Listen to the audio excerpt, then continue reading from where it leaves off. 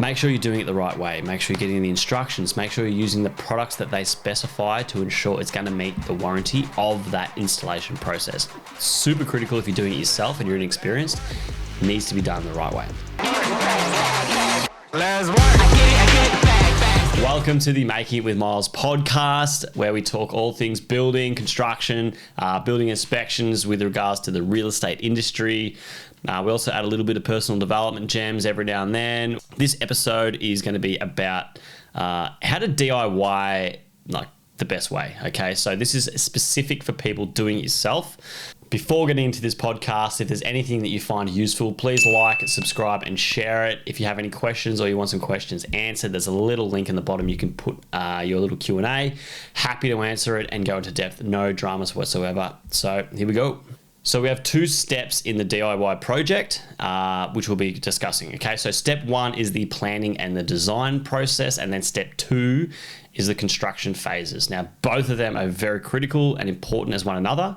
So with step one, there's two ways we can go about the planning and design process. But before we get into that, there is something very critical that you need to understand, and that is getting your mindset right before you get into all this, okay? So the idea is that you need to have the end in mind before you even start the planning and the design process. Now, I highly recommend to get that is you need inspiration. Go on into the internet, crawl the internet, trawl the internet, whatever the saying is, get as much information as possible about sort of what you're looking at doing. I'm talking functionality, finishes, the tap set you sort of like, just collate it all together. You can use it on like a Pinterest board, for example, which I find that very helpful. Now, when you get all this inspiration together and get a bit more of a plan of what you want to do, you can communicate that with the trades that you have to employ, your suppliers or anyone looking to get materials. Obviously your partner, so they can understand your crazy ideas. So after you have your inspiration together, there's going to be two ways that you'll be taking the next step. So the first way that I sort of recommend, and this is the best way to be honest, is engage or seek advice from a professional that has actually done the project you intend to do. So if it's a kitchen renovation, for example, maybe your sister's grandmother's postman's dog walker is a builder or carpenter, or someone is experienced enough to understand the steps, processes, all that sort of stuff. Just drag them out and pick their brains about what you intend to do, how you intend to go about it to the best of your ability, and just get their advice on that, okay? What they should do is give you a good scope, a good step-by-step of exactly the process of what you're going to take, what you're undertaking.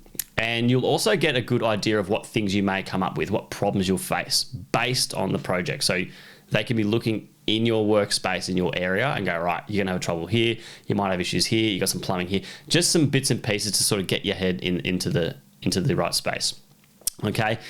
You'll also get a ripper network of tradesmen, obviously who they use and they can trust, and you'll also be able to have someone that can lend an ear when you're going through the construction phases.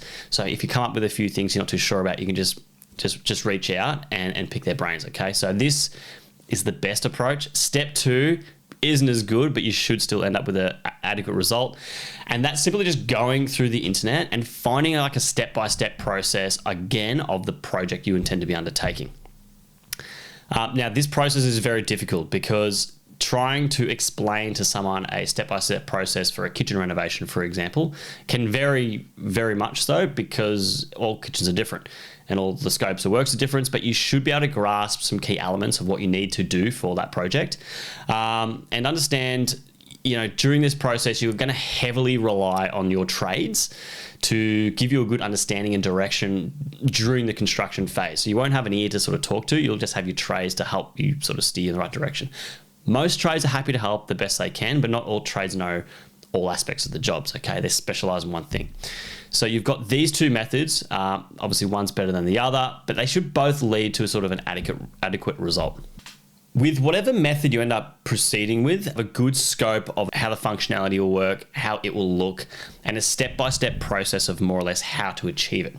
A critical component to end with during this planning and design process is getting the lead times of all the fixtures and finishes and your service trades, and having that listed out so you can prioritize the ordering process. So when it comes to the construction process, you know that the plumber's going to be 10 weeks away, or you know that the windows will take you 14 weeks or 1 week. You need to have an understanding of all these elements so you can prioritize it accordingly, so nothing's going to hold you up, and you can execute a fast and quality project. So after you have your planning and design step solid, you know what you're going to build, you know how you're going to build it, and you know the processes in place to the best of your ability. Step 2 is the fun one, which is the construction phase. So now we're going to get into the detailed component. So how to DIY the right way in this process. All right. So basically, with any project, you can break it down into 4 phases. Okay. So we've got 1, which is the demolition; 2, which is the structure and services; 3, lockup; 4 is the finishing. All right. Brief outline on it: 1, demolition, obviously doing the demo, stripping it back to your working platform. 2 is going to be the structure and services, which is any modifications, getting services, plumbing, electrical, anything in wall. Lockup is anything externally, so closing it in, windows, external claddings, external doors, roofing, all that sort of stuff. And then the finishing, which is pretty much everything else. Okay, so everything's in the wall. Finishing, you're going to be sheeting walls, cabinetry, tiling, mirrors, splashbacks, blah, blah, blah, blah. Endless things. So what I'm going to do is explain to you each phase individually, and also give you the do's for each of the phases. So this will give you the best chance of a successful project, and just make you think about what you're actually going in for and what you're intending to do, and help you make those smart choices so you don't stuff it up. So we have construction phase number 1, which is the demolition process. So before we start any project, we usually have some demolition in place that needs to be undertaken so we can achieve the plan ahead. All right. Demo is actually a really good scope for the client to undertake, or if you're a DIY doing it yourself, because it's a big cost saver, right? You're not paying expensive qualified tradesmen to just do laborious tasks. So keep that in mind. It's something that's very important. Basically, here's the do's, all right? This is a list of items that I highly recommend that you undertake or be aware of and implement during this process to ensure that you're doing the DIY the best way you can, okay? So install your temporary protection and hoardings around the work area itself. Spend some time as the DIYer and cover everything around it that's not going to get damaged, because you're going to create a shitload of dust, damage, water issues, all those sound issues, cold coming in, water coming in. Do yourself a favor and put some effort into that and get that temporary protection and hoarding in place. Second is the most important one, I believe, is get a qualified plumber and electrician in to disconnect and make safe the work area. So if, for example, you're going to be pulling apart a kitchen, you would get the plumber and electrician in to disconnect the water, disconnect the electricity, okay? They'll need to let you know where any live water is in the wall or live power is in the wall. So when you do strip off plasterboard, you're aware of it and you can keep it safe. That's critical, okay? Don't be doing it yourself. That's just going to cause injuries. It's going to cause dramas. It's going to cause more damage, and it's going to cost you more money. So, we don't want that whatsoever. The next thing is anything to do with sort of cement sheet or suspected asbestos, okay? So, hoping for the best and assuming that it's okay is probably not the best approach.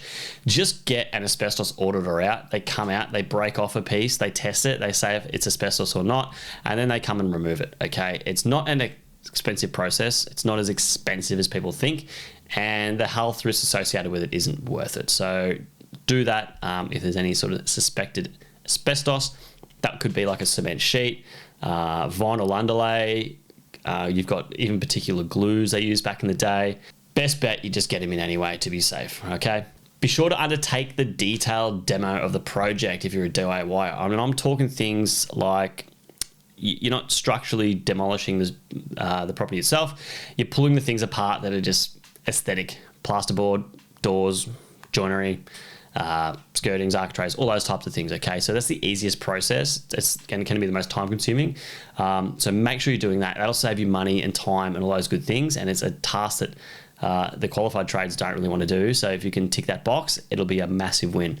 If you have any structural elements that will be removed, make sure you are getting the knowledge from the builder and carpenter or someone you're going to engage to modify this as to how to proceed, okay? So they will most likely have to prop things and move things apart when it gets to the second phase of the construction process. If there's anything structural, Don't handle it yourself. Don't take the risk. The last thing we want is any structural failure in the house you're living in, okay? The next important item is to be methodical. So demolition is the opposite of building, okay? So what we do is we just remove parts and pieces the other way around, step by step, okay? So we don't just come in with a sledgehammer, smash into the walls, everything falls apart and it's happy days and it's easy. That's a pain in the ass way to do it. You actually just pull things part by part and you sort of strip it back all the way to the frame, okay? So that's the best approach to do. And the last one is just sweep, vacuum, clean out and clear the workspace ready for the second phase of construction. A clean workspace is a safe workspace. It's where trades want to go to work. It is the best thing to do during this demolition phase, okay? So the next phase is construction phase number 2, which is the structure and the services. So now that we have the work area, workspace stripped back, ready to rebuild, you're gonna have your plan in place. You're gonna know, ideally what you're gonna be doing. So this phase will include like the modification of walls, modification of ceilings, adding in services, modifying the services, all those types of things. It's just setting you up for the foundation of locking up and finishing off the job, okay? So by the end of this stage, you should pretty well end up with all the locations of your fixtures, all the locations of your finishes. You'll know the tile height, where it's gonna finish in. You'll know where the skirting's gonna butt into, where the joinery is gonna sit, where the taps are in the wall, where the light's gonna fit in the ceiling. You'll have every detail in place. The do's for the construction phase 2, which is the structure and services. First off is you want to have all the fixtures and finishes ideally on site before you go into this process. So what that looks like is you want your taps there, you want ideally your bath there, you want your joinery thicknesses, benchtop sizes, tile thicknesses, tile sizes, all those types of things. If you can have them there on site, this gives the service trades an opportunity to understand how far the tap's going to be coming out of the wall, how high they have to raise the floor, all these types of things, okay? So the more information you have, the better it's going to be, and you're going to answer all the questions there on the spot, okay? If you can't physically get the product, you can just download the spec sheet, which should give you a good understanding of what you're in for. Having the physical product is the best, but if you can't, it is what it is, okay? The next one is the carpenter or builder. So they are the ones that will be undertaking these structural changes. They're going to be adding the new walls. They're going to be moving structure. You might be taking walls out and have props on them. If you're just adding some infill walls and it's non-structural and it's pretty straightforward, have a crack at it.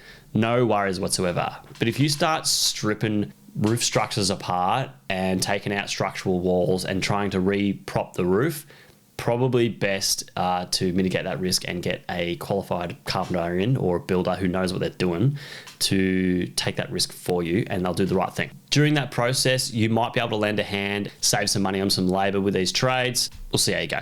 I find it highly unlikely. Other than that, the last one is the service trade. So they have to come in and complete their scope of works. This may be modifications, relocations, new installs. So you can't make any modifications of plumbing in a house without a certificate. You can't make any modifications of electrical equipment without a certificate. There's no point trying to do all this yourself. It's gonna cause you dramas down the road. You're gonna stuff it up. If you ever come to selling a house, for example, they're gonna want to see these certificates to say that it is compliant. And if you can't supply it, well, technically you're up shit creek without a paddle. So now that we're done with the construction phase 2, which is the modifications, all the rough in, all those types of things, the next step is the lockup phase, okay? So the lockup phase is simply when we close in all the external elements. You might be changing the claddings outside from weatherboards to something else. You might be adding in new windows. So usually for DIYs, this will be a pretty small component of the construction phase because you're not adding in massive extensions or new builds. You're having a builder for that. So there's only a couple of items we've sort of touched on here, but they're very critical either way, okay? So the do's is order your windows well in advance, okay? As we spoke about in the planning and design process, you want to know the lead times of all your materials and all those things. Windows is one that can take some time, but from measuring it to having it on site. During the demolition process, you should have enough information then to get the measurements and make that order. So when it comes to the lockup process, you can just install it straight away and close in that structure as best as practical. The next one is bricklaying. Do not attempt to lay bricks. Even an experienced bricklayer is going to struggle to blend in the bricks as best as practical to the existing structure. If you're rendering it, have a crack. I don't see an issue with that. But if you're trying to blend in existing bricks that you've got from the house and you're trying to make it all work, it's a difficult process. It's not something that is that easy. So if I was you, I would sack that job and try outsource it to the actual bricklayer. The next one is ensuring the cladding system installed is done as per the installation guide. Now, every cladding you get, there is a detailed step-by-step process of exactly how to install it. How far the screws are apart, what type of screws they are, the gauge of the screws, how many the battens are, all this type of shit. Now, the important part is understanding exactly how to install it. Because if you install it wrong, water's going to get into the property and it's going to be your problem because you didn't install it the correct way. So make sure with everything you do, there's a product out there that has an installation process. Get that process, do it the right way. The last one is anything to do with if you have any sealants that you need to put externally to finish off the job. So maybe it's a weatherboard up against an architrave around a window or something like that, or where two elements join. The sealant that you use, make sure you spend big money on that sealant. You want to make sure that it can withstand the sun's UV rays, all these types of things. It's super critical that you spend the money on the sealants, and skimping out or using the wrong product, like an interior bathroom silicone, is not an exterior brickwork silicone. It'll only deteriorate, and then it's going to allow water in the property, which will cause you damages. Go out, make sure you buy the right stuff, install the right stuff, and then your lockup process will be spot on. So the last construction phase is number 4, which is the finishing process. So the finishing phase is the most detailed and involves the most scope of works for all different trades. Now, this is where the DIYers are in their element. This is where you get to play around, do all the cool stuff and all those bits and pieces that you've learned from the internet, from TikTok videos, from friends. The list of items here, well, it's pretty broad to try accommodate all the wide variety of different DIY projects, but we're going to give it a crack. So here's the do's for the construction phase. Number 4, finishing. Engage service trades so you can meet compliance and get your certification certificates. As well as that, engage trades for areas that you just don't want to attempt. You know your limitations. Don't push it. Just engage the trades. It'll make your life so much easier. There's nothing wrong with that whatsoever. The second item is communication with your trades, which is critical throughout the entire process, okay? So you should be getting a detailed quote or a scope of works from all your trades. You want to be asking them when they come in throughout the construction process. You need to ask them what they need from you, what issues they're going to face, what they're going to do, what they're not going to do. Now, this will give you a good understanding where the holes are with the plan, okay? So you'll understand that they're not going to do this, they're going to do that, wherever the junctions are between all the trades, so you can fill that in, okay? You can't make assumptions that, the plumber's going to finish off all the silicone work around the splashback, for example, because they probably won't, because it's not their job. You need to understand this for the construction process. The next item we have is every product has an installation guide. As we spoke about before on the claddings themselves, everything you do and install, there's a way in which you do it that needs to be done, okay? Make sure you're doing it the right way. Make sure you're getting the instructions. Make sure you're using the products that they specify to ensure it's going to meet the warranty of that installation process. Super critical if you're doing it yourself and you're inexperienced. It needs to be done the right way. The next item is doing it yourself is not always going to save you money, okay? Attempting a difficult and critical task could actually not be worth it, and it's going to cost you a fortune, okay? You will attempt it once, it will cost you money, and then you'll have to get a tradesman in to come in, pull it all apart, start it all again, and it's just going to cost you a fortune. So understand your limitations. Sometimes it's not worth having a crack at it and just paying those trades to come in and do that work for you, okay? For myself as a builder, I've been burned so many times with plastering, okay? Is one trade that I could never master, never had the patience to do it. I would always have a go at it doing it, and I had to just give up time and time again because it cost me money and time and more money and quality of the job, and clients thought I was an idiot because I was. I just don't do it anymore. I don't attempt it. I can hang sheets, that's fine, but coming in as we're stopping up the plaster, sanding it all back, making it look sexy, that is not who I am. I cannot do it. I give up. I pay the man. I get it done. I find money elsewhere to sort of fill in the gaps if I need. So it's not worth it. Trust me. Another important thing to do is have waterproofed outsourced to a specialist. Now, waterproofing is something where you're not always required to provide a certificate for it, but you should be getting a waterproofer that will supply a certificate of compliance to say that it has met an Australian standard and or the relevant standard for that project. This will be helpful if anyone asks in the future if it was done, because it's a common question people always ask. And you can have that certificate there or even that quote and invoice to say it was done by a professional. It's also very critical that this isn't just undertaken internally to bathrooms, balconies themselves, planter boxes, things like that. These really need to be waterproofed by a professional. Okay, they have some ripper products, and they are the most high-risk areas for water damage. Doing that yourself on balconies and then tiling over it, don't recommend it. Even as a builder who has installed waterproofing many times and understand the process, I still pay someone to do it to get that compliance. The last one in this phase is specific to the inexperienced people, is just to be patient, okay? You're inexperienced and you have no idea what you're doing. You're doing it for the first time, all right? So be patient through this process. Don't expect the block speeds, all right? There is a methodical process has to be undertaken. If you're inexperienced, it's going to be even slower for you. And just be patient with yourself. Don't try to rush it.